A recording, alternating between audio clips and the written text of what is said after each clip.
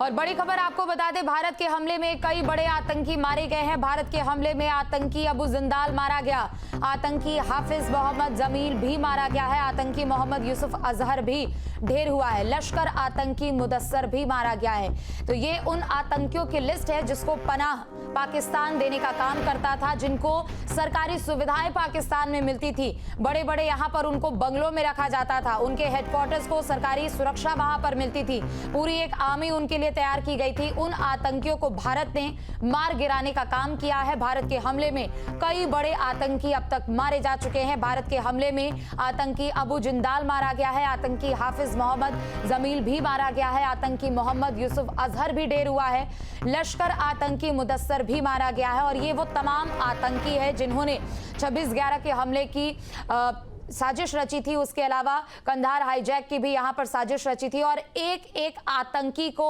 निशाने पर लिया गया और एक एक आतंकी को उड़ाया गया है और एक एक आतंकी को मिट्टी में मिलाने का काम किया गया। चूंकि ऑपरेशन सिंदूर की जो सबसे पहले दिन की कार्रवाई थी, 6 और 7 मई के दरमियान की ये रात की जो कार्रवाई थी, महज 25 मिनट में 9 आतंकी ठिकानों को ध्वस्त करने का काम किया गया था और एक लंबी चौड़ी लिस्ट सामने आई थी। मसूद अजहर के अगर हम परिवार की बात करते हैं तो अकेले उसके परिवार के 10 से 15 लोग मारे गए थे और उसके बाद वो रोता बिलखता हुआ कह रहा था कि मैं मर जाता तो अच्छा होता।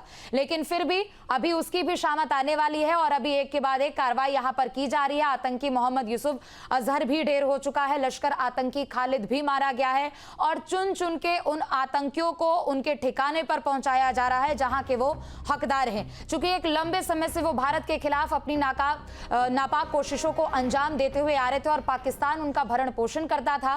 पहलगाम में जो हमला हुआ उसके बाद पाकिस्तान ने इस हमले से हाथ झाड़ने की बहुत कोशिश की थी, लेकिन पाकिस्तान का चाल और चरित्र ऐसा है कि सभी को पता है। जिस तरीके से पाकिस्तान आर्मी के लोग पहुंचे, वहां के राजनेता पहुंचे, वहां के राष्ट्राध्यक्ष पहुंचे और उन्हें शहीद का दर्जा दिया गया, यही नहीं और उन्हें पाकिस्तान के झंडे में लपेट करके दफनाया गया। आप देखें कि भारत में किसे तिरंगे में लपेटा जाता है?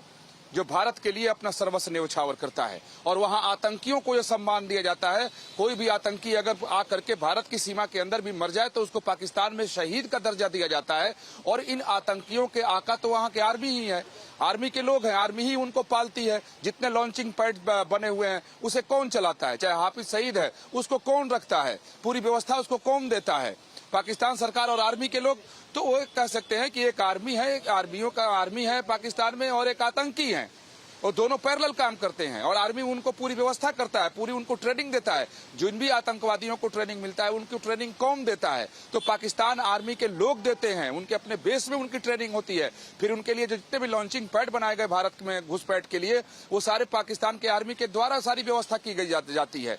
आज जितने आतंकी वहां बचे हुए हैं इस हमले में जो मारे गए 7 तारीख के हमले के बाद, वो लोग हैं कहाँ? वो सारे एकदम सुरक्षित स्थानों पर उन्हें आर्मी ने रखा है। क्योंकि एक आर्मी का बयान भी पीछे आया था एक पाकिस्तान का कि जो लोग बचे हुए हैं वो हिंदुस्तान से मुकाबला करने के लिए काफी हैं। तो भाई इस तरीके के बयान का मतलब क्या है? तो पाकिस्तान की आर्मी को और वहां के आतंकी को अलग करके नहीं देखा जा सकता है, दोनों एक ही हमको दिखाई देते हैं।